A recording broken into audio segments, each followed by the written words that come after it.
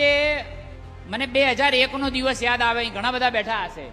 કે 2001માં નરેન્દ્રભાઈ જ્યારે પ્રથમવાર સીએમ બન્યા અને એમના મનમાં વિચાર આવ્યો કે ગરીબને આત્મસન્માન રીતે જીવી શકે એના માટે કંઈક કરવું જોઈએ અને ગરીબ કલ્યાણ મેળાની શરૂઆત થઈ એ 2001ની અંદર આજ ધરતી ઉપર આજ ડીસાના ક્ષેત્રે આપણે જ્યાં બેઠા છીએ ત્યાંથી સાહેબ શરૂઆત થયેલી છે અને ત્યારથી આ ચીલો ચાલ્યો આવે છે।